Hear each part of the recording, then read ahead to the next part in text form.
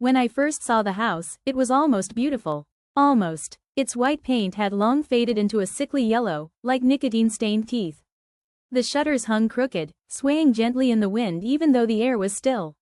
But the thing that made me pause, the thing that made me hesitate to step closer, was the front door. It was open, just a crack, as if waiting for me. I wasn't supposed to be here. My sister, Claire, had gone missing 2 weeks ago. The police chalked it up to a runaway case, said she was probably hiding out, maybe with a boyfriend.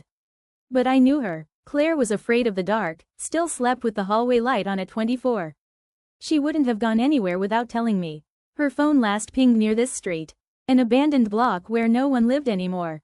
The old locals whispered about it, something about people not staying long after sunset. I stepped inside. The air smelled wrong, metallic, damp, and faintly sweet, like rotting fruit. My flashlight beam caught dust swirling lazily in the air, but there was something heavier in it too. Particles that didn't seem to settle.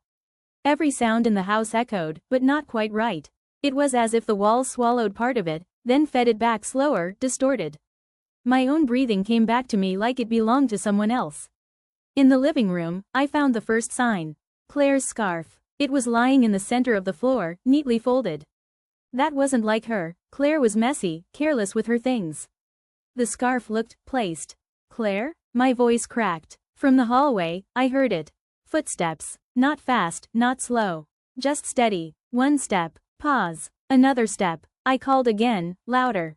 Claire, it's me. The footsteps stopped. Something in me screamed to run, but another part, a deeper, more stubborn part, pushed me forward. I followed the sound into the hallway. The walls here were wrong, too narrow, the ceiling pressing down as if the house itself was leaning in to listen. At the end of the hall was a door. Not a normal door. It was painted completely black, with deep scratch marks gouged into the wood.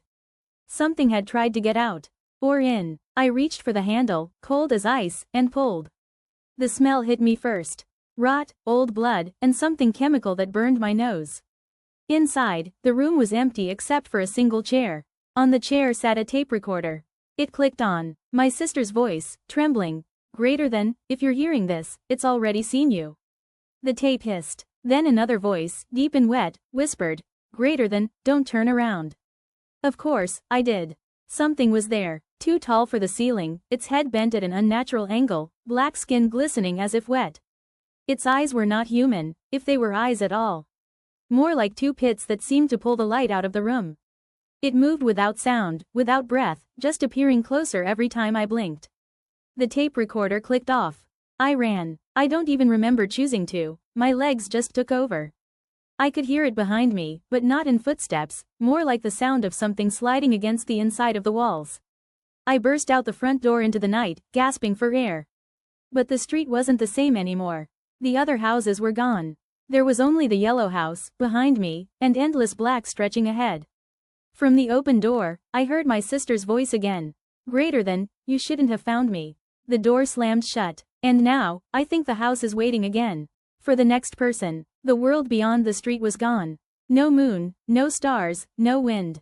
Just a black so thick it felt alive, pressing against my skin, filling my lungs. I turned back toward the yellow house. Its windows were glowing faintly, but not with light. More like something inside was watching. I knew I should run into the darkness, but the thought of stepping into that endless nothing made my stomach twist. Whatever was out there was worse than whatever was inside. I told myself that. I believed it. So I opened the front door again. Inside, the house felt different. Warmer. Breathing. The walls looked softer, like skin stretched too tight. I could hear a pulse. Not my own. From deeper inside, I heard her. Help me. It was Claire. I didn't think. I followed her voice. The hallway was longer this time. The black door was gone, replaced by an archway dripping with something thick and red. My shoes stuck to the floor as I stepped through. The room beyond was wrong in every direction.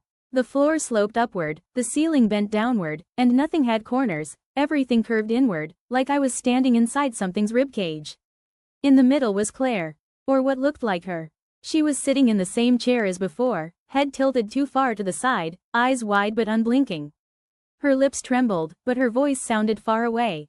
Greater than, it won't let me leave, unless you stay.